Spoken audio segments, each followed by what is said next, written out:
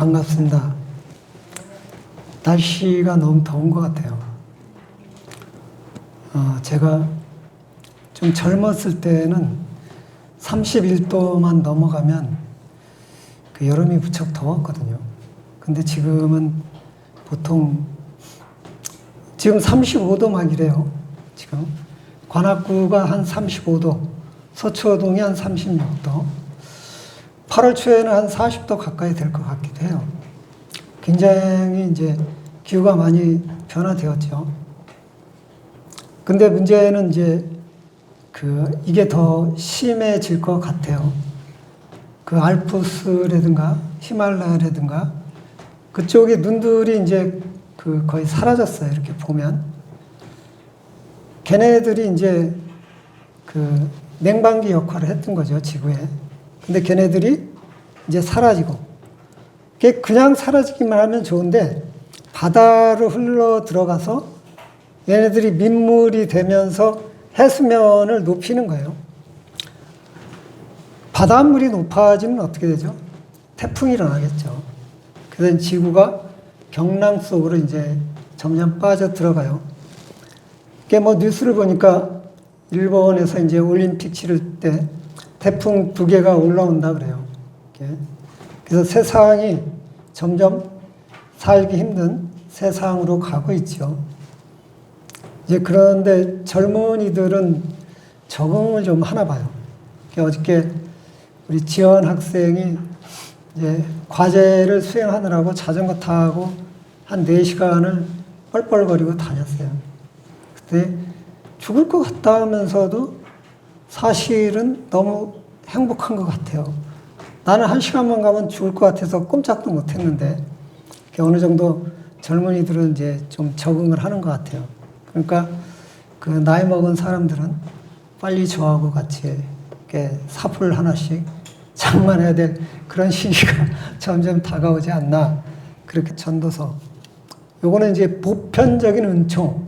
그래서 하나님께서 이 세상 모든 사람에게 믿지 않는 모든 사람에게 은총을 내려주고 있어요.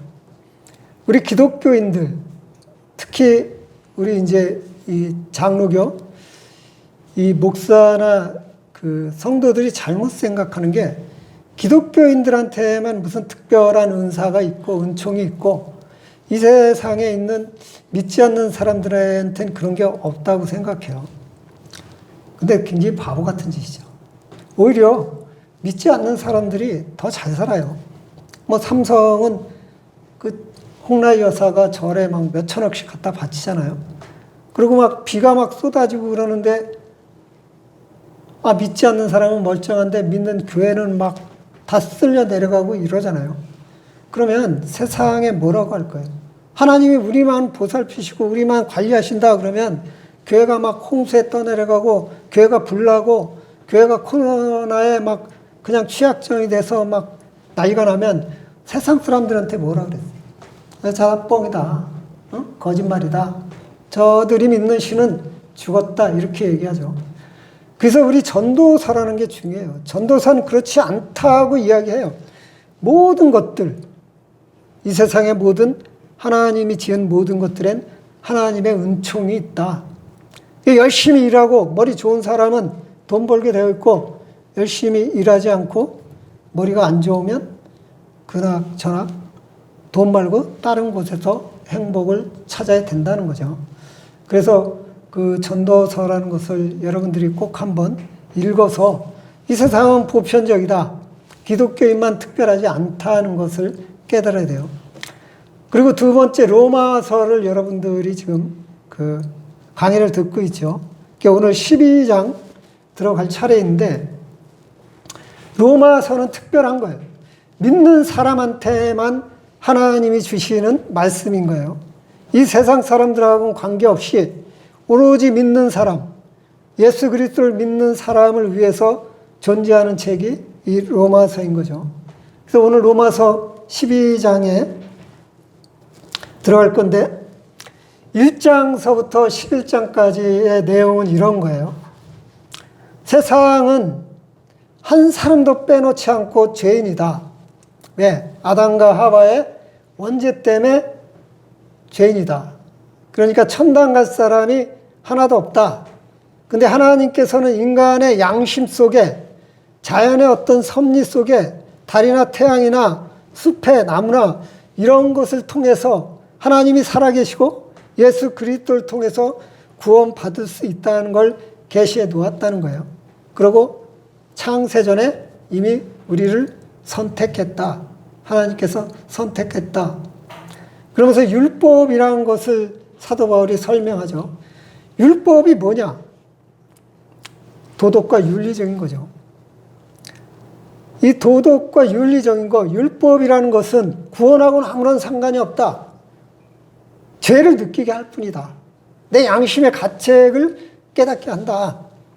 여러분이 윤리적인 의식이 없고 도덕적인 의식이 없으면 죄가 뭔지 모르죠. 그러니까 우리가 그 학교나 부모나 아니면 공공의 그 단체에 들어가면 정관도 있고 해칙도 있고 헌법도 있죠. 그것들이 다 윤리와 도덕적인 거예요. 개인의 행동은 안 된다는 거죠.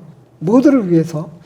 그런 것들이 율법인데 그것은 구원할 수 없다.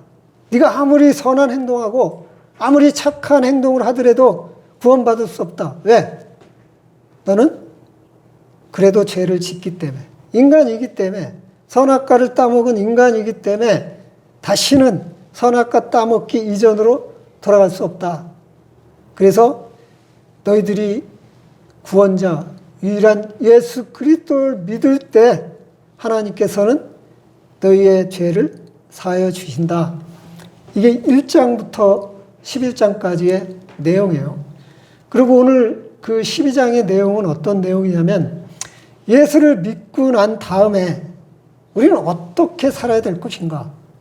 이 문제를 12장서부터 15장까지 다루고 있어요. 12장 1절에 보면 이렇게 말씀하고 있죠. 그러므로 형제들아 내가 하나님의 모든 자비하심으로 너희를 권하노니 너희의 몸을 하나님의 기뻐하시는 거룩한 산 제물로 드리라. 이는 너희가 드릴 영적 예배니라. 영적인 삶을 살아야 된다는 거예요. 예수를 믿고 난 다음부터는 육적인 삶을 살지 말고 영적인 삶을 살아라는 거예요. 그러니까 영적인 삶은 무엇이냐면 하나님의 계시에 따라 계시를 받아서 살라는 거죠.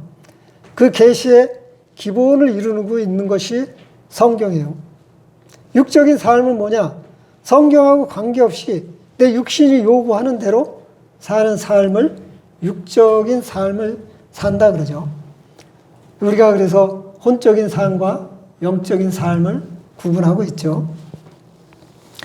그러니까 내가 하나님의 모든 자비하심으로, 그러니까 우리가 구원받고 선택받고 또 오늘날 이렇게 무덥고 바이러스가 심한 상태에서도 하나님 앞에 예배드릴 수 있는 이것도 하나님의 자비하심이라는 거예요. 하나님이 여러분한테 예배드릴 수 있는 시간과 예배드릴 수 있는 장소를 허락하셨고 또 그 마음을 주셨기 때문에 이곳에 와서 예배드린 거예요. 이런 하나님의 그냥 자비하심이 아니라 모든 자비하심. 여러분을 선택했고 또 여러분을 예수를 믿게 하고 또 그래서 구원받게 하고 또 가족을 전도하고 또 세상에 나가서 복음을 전도하고 또 여러분들이 이렇게 나와서 예배드리는 모든 자비하심, 그 자비하심 속에 있는 너희를 관하노니 너희의 몸을, 그러니까 몸은 우리의 육과 영과 혼을 이야기해요. 그냥 우리의 몸뚱아리만 이야기하는 게 아니라 우리 몸 안에 있는 마음을 둘러 쪼개면 혼과 영이 있죠. 그 모든 것, 몸을 하나님이 기뻐하시는 거룩한 산 제물로 드리라. 여러분, 이 산 제물이 뭔지 아세요? 여러분이 예수 믿기 전엔 죽었어요. 여러분 몸은 죽었어요. 여러분 영혼은 죽었단 말이에요. 선악과 따먹는 그 순간 하나님께서는 너희는 정령 죽으리라 그랬어요. 그래서 이미 선악과 따먹는 그 순간 우리는 다 죽었단 말이에요. 그러니까 죽음이란 단어는 죄란 단어랑 똑같은 거예요. 근데 살아있는 재물. 다시 말하면 영적인 삶을 이야기하는 거죠. 하나님 앞에 너희들이 육신적인 삶보단 영적인 삶을 살아라는 거예요. 이 영적인 삶은 성령의 인도받는 삶인 거죠. 육신적인 삶은 내 육신에 요구하는 대로 사는 게 육신적인 삶이고, 그래서 너희가 드릴 영적 예배니라. 우리는 교회에 있든 내 일터에 있든 집에 있든 항상 예배자의 모습으로 있는 겁니다. 그래서 영적 예배자의 모습으로 있어야 돼요. 내 육신이 요구하는 이 사단과 결탁되기 쉬운 혼적인 삶, 그 삶보단 영적인 삶을 살아라는 거예요. 그러면서 이제 계속해서 영적인 삶이 어떤 삶인지 이제 사도 바울이 설명을 하고 있죠. 여러분들은 이제 새 생명, 예수를 믿고 새로 태어났으니까 영적인 삶, 성령이 인도하는 삶, 하나님께서 원하시는 삶, 하나님께서 여러분들의 아버지가 되신 자녀다운 삶을 살라고 이야기하는 거예요. 2절에 보면 너희는 이 세대를 본받지 말고 오직 마음을 새롭게 함으로, 그렇죠? 이 세대를 본받지 말고, 그러니까 여러분이 살고 있는, 저와 여러분이 살고 있는 지금의 이 세대나 2000년 전의 이 세대는 예수 믿기 이전의 삶의 세대인 거죠. 우리 육신이 요구하는 그 삶을 살고 있어요. 여기서 이제 그 공부를 많이 하신 분들은 이제 우리가 어떤 시대에 살고 있는지 그런 것들이 쭉 나와요. 합리적인 시대에 살고 있었고 2차 세계대전 때는 그 이전엔 이성적인 세대에 살고 있었고, 그건 철학자들이 주장하는 거죠. 이 세상에 이성이 모든 것을 다 바르게 한다. 이성이 최고다. 그러다가 이제 합리주의가 나타나서 야, 이성 필요 없어. 합리적인 사고방식이 최고야. 그러다가 전쟁이 터지고 나니까 아무리 합리적이어도 서로 찔러 죽이고 쏴 죽이고 이것도 아닌가 봐. 그러다가 이제 나중에 지금은 포스트 모더니즘이라 그러죠. 근데 이건 괴물이에요. 그래서 이러한 어떤 세대들, 이 세대, 그러니까 악하고 더러운 세대, 우리의 육신적인 자아만 남아있는 세대. 그래서요, 우리들은 현혹당하기 쉬워요. 그게 뭐냐면 웰빙이에요. 웰빙. 인간의 행복, 인간의 기쁨을 쫓아가는 게 지금 이 세대란 말이에요. 근데 그게 나를 헌신해서 다른 사람들을 위해 사는 그런 행복한 삶이 아니라 나를 위해서 다른 사람들이 희생되는 삶이에요. 지금에 있는 이 세대는. 그렇지 않아요? 여러분들이 뉴스나 이런 걸 보면 코로나 시대 때 정부에서 하고 있는 거라든가 아니면 거기에 반대하는 사람들의 목소리라든가 지금 내년 대선을 앞두고 여러 가지 흉흉한 소문들이 패널들을 통해서 나오고 있죠. 이게 맞는 것 같기도 하고 저게 맞는 것 같기도 한데요. 가만히 들여다보면 자기중심적이에요. 누구를 위해서 자기 절대 희생하지 않으려고 그래요. 그래서 이 세대가 자꾸만 문제가 되고 분열이 되고 우리는 정말 경제적으로 문화적으로 굉장히 넉넉한 삶을 살고 있는데도 분열되고 화나고 좌절하는 거예요. 내 자신이 희생하는 삶, 그 삶을 누구 하나도 살려고 안 해요. 누구를 어떻게든지 누구를 어떻게든지 공격해서 자기의 이득을 취하려는 그런 세대에 지금 살고 있죠. 그래서 이 세대를 본받지 말라는 거예요. 여러분들이 TV나 뉴스나 이상해졌어요. 어느 한쪽 편을 틀어요.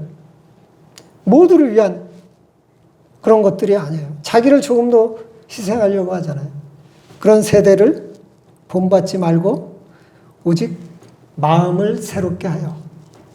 심령의 거듭남을 얘기하죠. 여러분들이 예수를 믿었기 때문에 여러분들이 조금만 예배자로서의 모습을 갖게 된다 그러면 여러분들 안에 성령님이 여러분들을 인도할 거예요. 그래서 그 심령이 새롭게 되면 나란 존재는 없어지고 내 주위를 돌아보게 되죠. 저분이 힘들고 저분이 어렵고 내가 좀 손해보더라도 공동체를 위해서 이 입을 다물잖아요. 지금요 정말 훌륭한 사람들은 입을 열지 않습니다. 입을 여는 사람들은요 다 가짜예요. 여러분들이 유튜브나 TV나 나와서 열심히 국민을 위해서 떠들어대는 사람들이요 그 사람 입들이요 다 가짜예요. 정말 이 시대에 진정한 선, 진정한 국민, 진정한 다수를 위해서 사는 사람들은요 입을 열지 않아요. 그 사람 심령 속에는 정말 아름다운 것들이 있기 때문에 입을 열지 않습니다. 심령이 새롭게 함으로 변화를 받아 하나님의 선하고 기뻐하시고 온전하신 뜻. 그러니까 온전하신 뜻이 무엇이냐면 이 성경 말씀에 기록된, 계시된 그 하나님의 뜻을 이야기하는 거죠. 그러니까 오늘도 하나님의 계시는 너희가 이제 예수를 믿고 구원을 받았으니까 육신적인 삶을 살지 말고 영적인 삶을 살아라는 거죠. 하나님을 본받아라. 예수님을 본받아라. 그래서 평강을 얻어라. 축복의 통로를 열어라. 이 뜻인 거예요. 그래서 분별하도록 해라. 그러니까 말씀을 모르면 여러분들이 분별할 수가 없어요. 이 성경 말씀을 모르면 분별할 수가 없다니까요. 그러니까 우리가 금요일 날, 수요일 날 2시간씩 우리가 공부하고 기도도 했는데 7월 한 달 동안에 이제 방학이 됐죠. 그래서 8월 달서부터 다시 시작해야 되는데 코로나 때문에 이제 근데 어쨌든 시작할 거예요. 약속은 약속이니까. 코로나 걸려서 죽진 않겠죠. 아프겠죠. 그래도 시작을 할 거예요. 제가 같이 여러분하고 그 말씀을 공부하면서 저도 많이 은혜 받고 여러분들도 많이 은혜 받았던 것 같아요.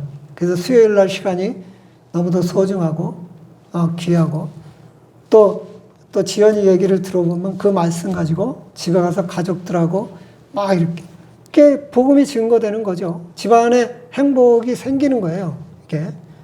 그래서 우리는 말씀을 가지고 말씀을 알아야지 분별할 수 있는 거예요.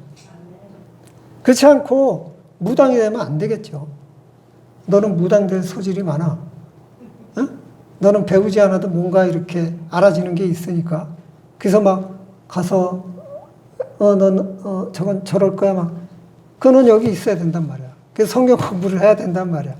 네가 뭔가 진리를 알아야지 진리를 상대방한테 전해줄 텐데 진리를 모르면 너같이 좀 특별한 능력을 가진 사람들은 나중에 엉뚱한 잘못하면 귀신과 접신할 수 있단 말이에요. 그게 좀 이렇게 우리 튤립 같은 우리 박 집사님도 이 성경에 대한 지식이 있어야지 분별을 할 수 있는 거예요. 이 성경은요 하나님의 계시예요.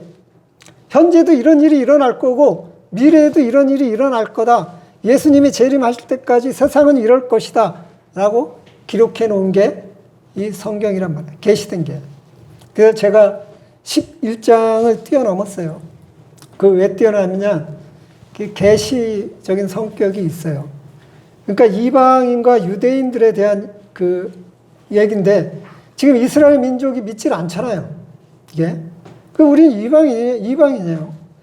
근데 이 11장에 기록된 건 뭐냐면 우리 이방인들을 통해서 유대인들이 열등감이 생기게 하고 그로 인해서 유대인들이 나중에 다 믿을 거다.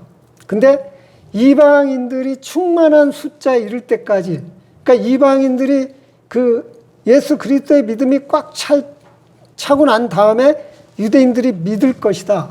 그럼 그때 예수님이 온다는 얘기예요. 그래서 여러분들이 막 코로나가 이렇고 세상이 막 온도가 콱콱 올라가고 막 태풍이 몰아치고 지진이 나도 그때가 마지막이 아니란 거 아시면 돼요.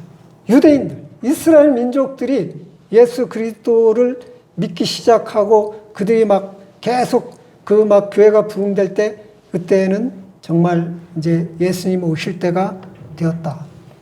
이게 바로 11장 내용이에요. 11장 내용. 그래서 그 11장 내용이 간단하고 그 계시적인 내용이라서 제가 띄워넣은 거예요. 이게. 그 말씀에 계시된 것을 우리처럼 수요일날 성경 연구를 해서 찾아내고 발견하는 거죠. 우리가요, 성경을 그냥 읽으면요, 그 속에 어떤 보화가 들어있는지 잘 몰라요. 그래서 서로 이렇게 공부하고 연구하고 이래서 하나님의 영적인 뜻이 무엇이냐, 이걸 찾아내고 우리가 연구를 해야 돼요. 분명히 2절에 이렇게 기록되어 있어요. 그리고 3절에 내게 주신 은혜로 말미암아 너희 각 사람에게 말하노니, 그러니까 여기서 너희 각 사람은 교회의 권속들을 얘기하는 거예요. 뭐 장로, 권사, 집사, 뭐 이런 직분자들, 또 은사자들, 그리고 태범이도 교회 권속이야. 이게 각 사람에게 말하노니 마땅히 생각할 그 이상의 생각을 품지 말라. 그 이상의 생각을 품지 말라. 이건 뭐냐면 교만하지 말라는 거예요. 우리 권사님은 권사님에게 주신 그 직분도 은사고, 권사님이 가지고 있는 그 능력도 은사고, 또 우리 박 집사님이 가지고 있는 직분과 그 은사, 그 능력, 이런 것들이 하나님이 권사님한테 준 거예요. 여기 모든 분들 다 마찬가지로. 근데 그 이상의 생각을 품지 말라는 거예요. 나는 그 예언을 하고 싶은데 저 사람은 예언하는데 난 예언을 못해. 그래서 그 예언에 대한 막 그런 거. 그리고 나는 방언을 하는데 저 사람은 방언을 못해. 뭐 이런 것들. 그래서 서로 상대방에 대해서 뭐 아니면 나에 대해서 나는 치유를 하니까 나는 뭐 정말 특별한 하나님이 선택한 사람이야. 이러지 말라는 거예요. 낮아지라는 거예요. 겸손해지라는 거예요. 그게 바로 첫 번째로 우리가 예수를 믿고 난 다음에 변화된 삶, 영적인 삶을 그런 것이다 라는 거예요. 우선 내가 겸손해지는 거. 내가 막 성경에 대한 지식이 많다고, 내가 막 은사가 특별하다고, 내가 영분별을 할 줄 안다고 해서 내가 막 사람들한테 자랑하고, 혹 못하는 사람은 저건 믿음이 부족해, 저건 막 이건 잘못됐다. 이게 바로 육적인 삶, 혼적인 삶, 세상과 똑같이 사람들의 높고 낮음을 구별하는 그런 거란 얘기죠. 어저께는 제가 전도사님하고 아침서부터 저녁까지 이야기를 한 것 같아요. 근데 전도사님이 제 가슴을 되게 아프게 만드는 거예요. 남자 같으면 때려 죽이고 싶은데 여자라서 때려 죽일 수도 없고, 나는 할 줄 아는 게 아무것도 없고, 막 하면서 신세한탄을 막 하는 거예요. 하나님이 나를 전도사로 사용했으면, 나한테 막 찬양을 막 하는 기술을 주든가, 설교를 하는 기술을 주든가 해야 되는데, 은사는 하나도 안 줬다고 하면서, 그네 찬양 한번 해봐. 그랬더니 이 앞에 나가서 깨꼬리 같은 목소리를 찬양도 하고 막, 둘이서 생쇼를 폈네요. 근데 전도사님은요, 전도사거든요. 가만히 있기만 해도 전도사인 거예요. 그래서 전도사의 역할은요, 교회 관리자예요. 아파서 안 나오는 사람, 그 사람한테 전화를 해서 왜 아프냐, 어디가 아프냐, 그리고 힘든 사람 찾아가서 왜 힘드냐, 어디가, 심부름꾼이라니까. 그러려면 마음속에 품고 있는 그 가시를 다 빼라 그랬어요. 전도사님 성질이 들었거든요. 꼬장꼬장하고 막, 이게 말도 이상하게 부드럽게 여자답게 막 이렇게 해야 되는데 내가 남편이었으면 벌써 이혼하자 그랬어. 아니 뭐 이런 데니까. 아니 그러면 우리 교회 성도들 왔다 다 도망가겠네. 아니 그렇게 하면 안 돼. 예배를 드려야지. 왜 예배를 안 드려? 그러세요. 그러면 쉬시고 힘드신데 다음에 예배 드리세요. 그러고 뭐 주머니에 꾸깃꾸깃하게 5만 원이라도 있으면 돼지고기라도 한 건 사갖고 그 집 찾아가서 먹고 기운 내시라고. 이거 하나님이 이런 축복을 내렸다니까요. 정말이에요. 누가 이 세상에 지금 이 시기에 내가 전도사한테 차 뽑으라 그랬거든요. 차 홀라당 뽑았어요. 누가 그렇게 차를 홀라당 뽑을 돈이 어디 있어요? 남편하고 자식이 다 벌어다 주니까 지는 집에 앉아서 내가 맨날 교회 나오라 그러면 교회 나와요. 왜? 시간이 그렇게 많은 거야. 이 세상에 그렇게 행복한 여자가 어디 있어? 근데 지 혼자 되게 불행한 척하고 앉아서 질질짜하고 열받아가지고 하나님이 나는 뭐 찬양도 못하게 참. 오늘서부터 집에 가지 말고 회개하세요. 그게 바로 전도사님이 갖고 있는 은사예요. 이게 부지런히 사람들 찾아다녀서 위로해주고 사람들 달래주고 남이 갖고 있는 거 그거 하나님이 나한테 주지 않은 건데 그거 왜 달라 그래? 달라고 하지 마세요. 그리고 뭐라? 쪽팔리대. 어디서? 쪽팔리긴 뭐가 쪽팔려? 지는 차도 뽑아갖고 누가 갑자기 내가 차 뽑으래 그래서 여기서 차 뽑을 사람 있어요? 그 능력 있는 사람 있어? 없잖아. 근데 뭐가 쪽팔려? 하여간 이상해. 그러니까 뭐냐면 욕심이 많은 거지. 욕심이. 근데 하나님은 자기의 적합한 자기가 입어야 될 옷만 주셨단 말이에요. 그 옷만 입으란 말이에요. 또 내일서부터 전도사님 안 나오면 또 내가 심심하고 교회 헌금이 뚝 떨어지는데 헌금도 되게 많이 하거든요. 그래서 또 시험 들면 안 되는데 이따 갈 때 시험 들지 않게 잘 해줘요. 기도도 좀 해주고. 권사님이 알아서. 저 권사님은요, 날 목사 만든 사람이에요. 내가 목사 되게 싫다 그랬는데 목사 되라 내가 가서 도와줄게 되라 그래 놓고 목사 딱 되고 나니까 도망가갖고 아는 체도 안 해. 하여간. 그래서 오직 하나님께서 각 사람에게 나눠준 믿음의 분량대로 지혜롭게 생각하라. 이게 겸손이거든요. 나에게 주신 거. 내가 돈이 없으면 어때? 돈 100억 가졌는데 나는 돈 지금 당장 1,000만 원뿐이 없고 어떤 사람은 100억 가졌어. 그래갖고 막 벤츠를 탔어요. 근데 그 사람이 예수를 안 믿어. 그 장의사 탄 거예요. 장의사 차. 그 장의사 차를 탄 거라니까요. 근데 우리는 그 장의사 차를 너무 부러운 눈으로 바라보고 있죠. 이게 육신적인 생각 때문에 그래요. 내 육신은 그런 거 자꾸 요구한단 말이에요. 근데 우리가 돈이 없더라도 얼마든지 행복을 누릴 수가 있어요. 저는 돈이 없어도 행복을 누릴 수가 있어요. 지연이가 가끔 점심도 사주고 전도사님이 사주고 집안은 사모가 알아서 하고 나는 돈 하나 없어도 아무런 문제가 없으니까 얼마나 행복한지 몰라. 근데 여러분들은 돈을 어떻게든지 벌어야지 내가 뭘 하니까 힘들잖아. 돈 누가 공짜로 땅 판다고 돈이 나와? 그러니까 여러분 힘으로 살려고 하지 말고 하나님이 주신 대로 거기에 만족하고 살면 힘들지 않아요. 저도 옛날에요. 돈 벌려고 정말 개고생 많이 했어요. 결과는요. 마음과 육신에 병이 들더라고요.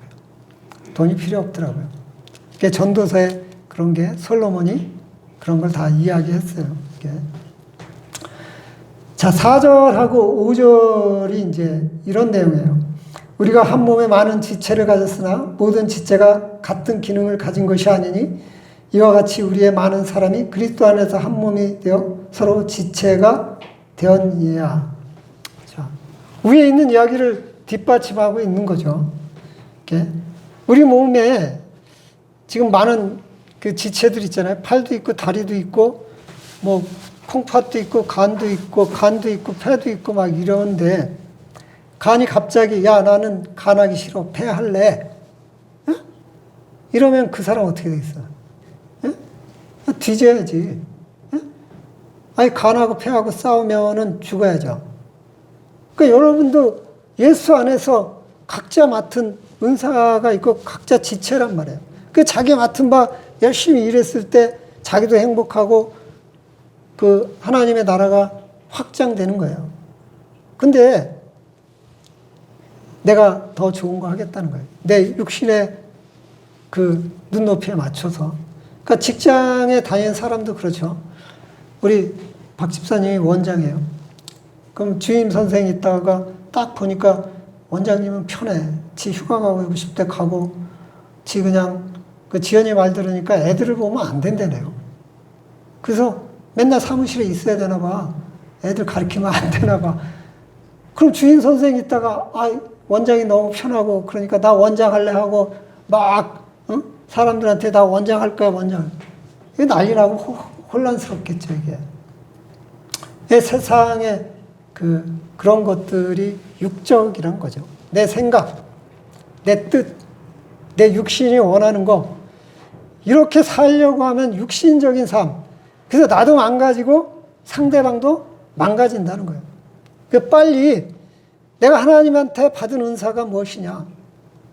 그걸 분별하는 게 정말 먼저이고, 그 다음엔 내가 현재 누리고 있는 이 삶이 하나님한테 받은 최고의 축복이다. 가장 아름다운 삶이다. 그래서 나는 이 받은 이 축복 가지고 내가 많은 사람들에게 도움이 되는 하늘나라의 나라가 확장되는 그런 삶을 살아야겠다.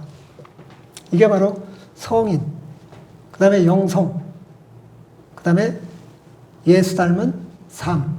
이 삶이죠. 근데 우리는 그렇지 않죠. 막 교회 내에서도 막 은사가 많고 교회 내에서도 내가 막 권력도 가지고 막 헌금도 많이 내서 사람들이 다 내 얼굴 쳐다보고 내 말 한마디면 꼬박꼬박 다 그냥 그게 육신적인 삶인 거예요. 그 아주 더러운 거라니까요. 제가 8월 달에 저희 교단에 총회를 해요. 그래서 총회장과 총무를 뽑는데 골치 아프니까 저보고 이제 공천을 하래요. 그래서 직책을 맡기 싫어서 이제 공천위원을 맡고 공천위원장을 세우고 5명이서 이제 하는데 지금의 총회장이 한 번만 더 하겠다는 거예요. 총회장을. 그래서 곰곰이 생각하다가 한 사람 마음을 아프게 하는 게 안 좋을 것 같아서 딱 1년만 더 하라 그랬어요.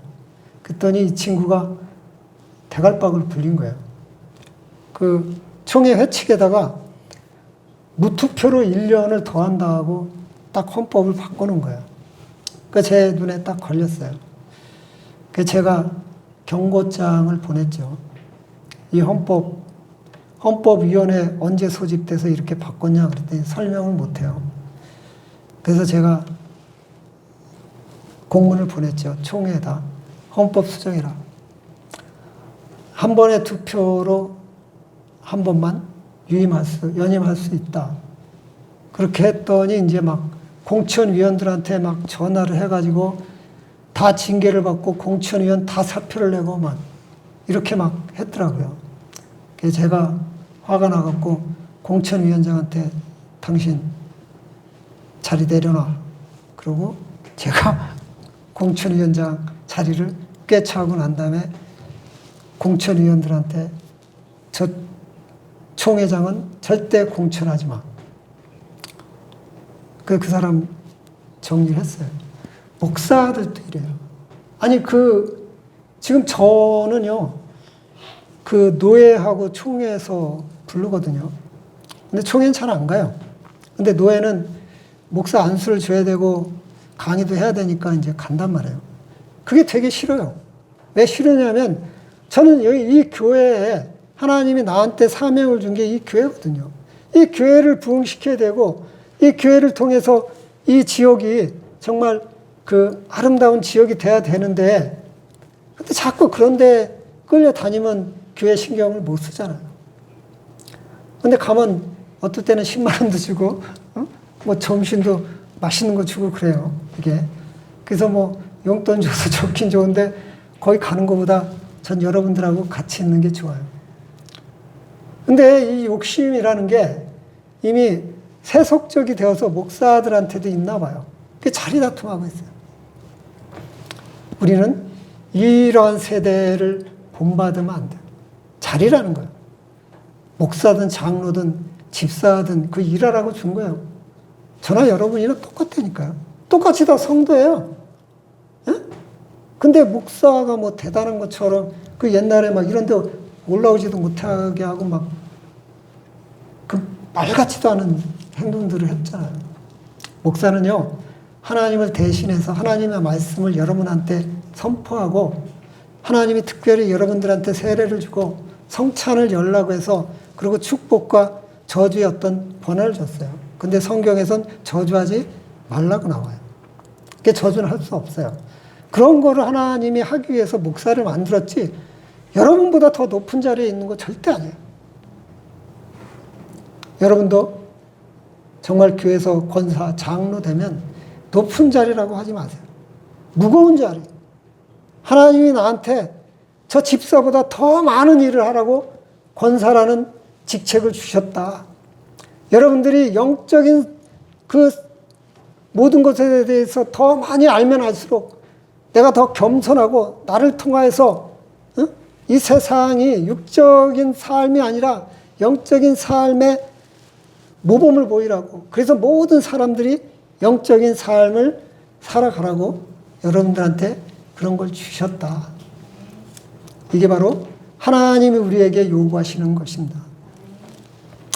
6절에 우리에게 주신 은혜대로 받은 은사가 각각 다르니 혹 예언이면 믿음의 분수대로, 혹 섬기는 일이면 섬기는 일, 혹 가르치는 자면 가르치는 일로. 그러니까 여기서 섬기는 거, 가르치는 거 이런 것들은 뭐 교사, 뭐 그 목사, 뭐 이런 사람들을 이야기하는 거죠. 그 다음에 위로자면 위로자의 일로, 구제하는 자는 성실함으로. 그러니까 우리 전도사님 같은 경우는 그 성도들을 위로하고 성도들을 권면하고 구제, 위로하고 구제하고 붙어있네. 돈이 많나 보다. 그럼 돈을 좀 내서 불쌍한 사람 옷도 좀 사주고 쌀도 좀 사주고 이게 이 전도사 일에 이게 그러고 성실함. 우리 전도사님 얼마나 성실한 줄 아세요? 시간이 칼이야. 아, 어떨 땐 내가 힘들어. 너무 칼같이 지켜서 그 성실함 이게 그런 거예요. 이게 그래서 각자 나름대로 이런 것들이 영적인 일이다. 그러니까 영적인 일이 특별한 게 아니에요. 우리 육신이 요구하는 것을 막 억압하고 내가 제어하면서 하나님께서 나에게 맡기신 그 일을 내가 감당하려고 내 노력하는 거예요. 이렇게 9절에 보면 사랑에 거짓이 없나니 악을 미워하고 선에 속하라. 이게 진실해야 된다는 거죠. 이 대표적인 사례가 아브라함하고 롯이에요. 아브라함이 이제 하나님께서 네 본토 아비 친척 집을 떠나라 했는데 그 롯이 따라 나왔잖아요. 이렇게. 그래서 서로 이제 그 살다가 보니까 가축들이 많아지고 종들이 많아지니까 그 유목을 하다 보니까 서로 같이 있기 힘든 거야. 막 부역 다툼도 하고 종들끼리 싸움도 하고. 그러면 선이 뭐예요? 선이. 아브라함이 어른이잖아요. 그러면 악은 야, 내가 어른이니까 난 이 좋은 데 차지할 테니까 너는 저기 저 별로 안 좋은 쭉정이 같은데 저쪽으로 가. 이게 악이에요. 근데 아브라함은 어떻게 했죠? 선을 베풀었잖아요. 야, 네가 원하는 대로 가라. 네가 원하는 대로 가고 네가 좌로 가면 나는 우로 가겠다. 네가 동으로 가면 나는 서로 가겠다. 약한 자에게, 어린 자에게 먼저 자리를 양보하잖아요. 이게 바로 선인 거예요. 선. 자기의 힘을 이용하지 않는 것. 자기의 힘을 이용하지 않는 것. 이게. 형제를 사랑하여 서로 위하고 존경하기를 서로 먼저 하며. 그러니까 따뜻한 마음을 품으라는 거죠. 이게. 그 다음에 부지런하여 게으르지 말고 열심히 품고 주를 섬기라. 이것은 우리가 심은 대로 거둔다는 거예요. 여러분 삶도 열심히 심으면 그 심은 만큼 거두는 거예요. 우리 권사님이 늦게 이제 그 어려운 일을 하고 있는 걸 제가 듣고 있어요. 전 감사하더라고요. 원래 권사님 나이 되면 일을 못 하거든요. 이렇게. 근데 요즘에는 그 사람이 건강해져서 그런데 권사님이 힘든 일을 하면서 열심히 살아가고 있다는 소식을 들으니까 제가 행복한 거예요. 그러니까 사람이 게으르면 안 되는 거거든요. 게으른 것도 악인 거예요. 여호수아서에서 게을러서 하나님의 명령을 좇지 못해서 그들은 아예 나중에 바벨론에 끌려가는 포로가 된 거죠. 나비 효과죠. 그러니까 1000년 전에 하나님께서 그 땅을 차지하는데 모든 죄를 다 내어 보내라 그랬어요. 근데 뭐 여러 가지 이유 중에 이유가 있겠지만 그 중에 한 가지가 게을러 가지고 죄를 멀리 하지 못하고 자기 옆에 둔 거예요. 그게 1000년이 지난 뒤에는 자기네들은 바벨론 포로 생활하는 결과가 되었다는 거예요. 그러니까 여러분들이 우리가 살아가는 데 있어서 정말 영적인 삶을 게을리 할 때는 우리가 10년 뒤, 20년 뒤 아니면 자녀들에게도 그 영향이 반드시 미친다는 것을 여러분이 깨달아야 돼요. 소망 중에 즐거워하며 환난 중에 참으며 기도에 항상 힘쓰며. 자, 우리가 요새 즐거워할 거 있나요? 뭐 정치도 그렇고 경제도 그렇고 코로나도 그렇고 예배도 제대로 못 드리죠. 근데 우리는 즐겁죠. 왜? 우리는 소망이 있잖아요. 이 땅에 잠시 사는 거잖아요. 어차피 권사님하고 나하고 몇십 년 못 살고 죽는단 말이야. 무덤에 가. 그동안 잠깐 사는 거 좀 고통이 있고 힘들다고 해서 그거 좀 그냥 어떻게 어영부영 때우다가 보면은 어느 날 내가 요단강 건너가 하고 이제 전도사님이 조의금 하겠지. 보니까 최고 오래 살 것 같아. 뺀질뺀질 해가지고 돈이 많아서 그런가? 신랑하고 누가 돈 벌어다 줘서 그런가?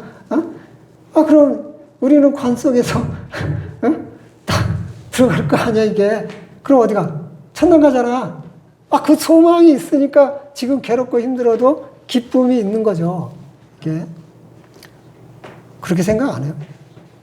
그렇게 생각해야지 나가 영적인 삶을 살 수 있다니까요? 그렇게 생각 안 하면 영적인 삶 죽어도 못 살아요. 예? 나한테 소망이 없어. 천국 가는 소망이 없어. 이 세상에서 난 평생 살 거야. 그러면 그 다음엔요, 육적인 삶만 있어요. 내 욕심 차리고, 남 핍박하고, 남고 사기치고, 이것뿐이 없다니까요. 그게 즐거움도 없어요. 그 다음에 환난 중에 참으며, 자, 인내. 이것도 소망이 있으니까 인내가 있는 거죠. 그 다음에 기도에 항상 힘쓰며. 우리 연약하잖아요. 항상 죄를 짓잖아요. 우리가 말씀대로 못 살잖아요. 영적인 삶을 못 살잖아요. 그 기도를 해야죠. 오늘도 내가 이런 죄를 짓고, 내일도 내가 이런 죄를 짓고, 모레도 내가 이런 죄를 짓고, 지연이하고 저는 매일 기도해요. 그러니까 지연이가 하루 종일 그 생활을 탁 가지고 와서 나하고 같이 기도를 해요. 이렇게. 여러분도 그래야 되는 거예요. 내가 아무리 제가 많은 목사래지만 영적인 하나님의 권한을 받았잖아요. 그럼 같이 우리 제목을 놓고 막 기도하는 거예요. 그게 치유가 되는 거예요. 마음의 치유가 되고 육신의 치유가 되고 내가 내 생활을 충분하게 풍족하게 살아가는 삶의 방법인 거예요. 이게 기도해야 된다니까요. 근데 기도 안 하잖아요. 기도 안 하고 나한테 예언 좀 얻어오래. 내가 그래서 그 목사한테 욕 한 10번은 모은 것 같아요. 내가 이 사람 예언 좀 해줘. 예언 잘하는 목사가 있거든요. 아주 그 점쟁이보단 더 잘해요. 그 예언해달라고 한 10번 부탁했는데 그때마다 네가 기도해서 예언 받아서 해주면 되지 왜 나한테 넌 기도하라고 왜 나한테 기도하라고 시키냐고. 그래갖고 나 기도 안 하는 목사로 푹 지켜버렸다니까.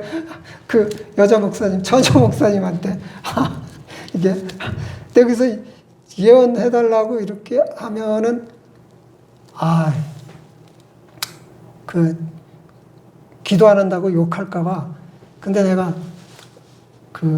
우리 권사님하고 우리 전도사님 예언해달라고 했는데 이상한 소리 해대더라고요. 걔네 지연이 좀 예언해달라고 했죠. 그랬더니 걱정하지 말래요. 아무 문제 없다. 성령님께서 아무 문제 없으니까 걱정하지 말고 돼지게 폐기만 하려다 보고. 그래서 그거 물어봤더니 또 기도 안 하고 나한테 물어본다. 기도하라는 거야. 여러분 기도하세요. 기도하세요. 기도가 여러분들을 인도하신다. 그 다음에 성도에 쓸 것을 공급하며 손대접하기를 힘쓰라. 그러니까 교회는요, 이 헌금하는 것들이요, 성도들한테 다시 피드되는 거예요. 이 교회 헌금은요, 나와 있듯이 우리는 아직 재정이 튼튼하지 못해요. 재정이 튼튼해지면 이 재정이요, 다시 성도들한테 돌아가야 돼요. 여기 부자도 있고 가난한 사람도 있을 거 아니에요. 그럼 부자가 많이 하면 이 많이 한 헌금 가지고 가난한 사람을 구제해야 된다니까요. 이게 헌금이에요. 이게 오늘 말씀의 이거라니까요. 그리고 청년들이 오잖아요. 청년들이 갈 데가 없어요. 그냥 오로지 게임에만 매달려 있단 말이에요.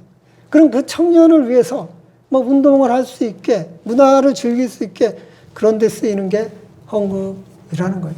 그러니까 여러분이 헌금의 내용을 알아야 돼요. 교회 엄청 크게 짓고 목사 실컷 돼지 새끼 마냥 처먹어갖고 배때기 이렇게 나오고 헌금 그렇게 하라고 한 거 아니라니까요. 이 헌금은요, 다시 여러분이 낸 헌금 다시 여러분한테 쓰란 말이에요. 이게 바로 헌금이에요. 이게 헌금을 여러분들은 똑바로 아셔야 돼요. 그래서 헌금을 제대로 사용하지 않는 교회는 하나님의 뜻대로 사는 게 아니라 육신적인 욕심을 누리는 사업하는 거지 하나님 나라를 세우는 교회가 아닌 거죠. 시간이 너무 많이 지나서 오늘은 여기까지 말씀을 마치도록 하겠습니다. 기도하겠습니다.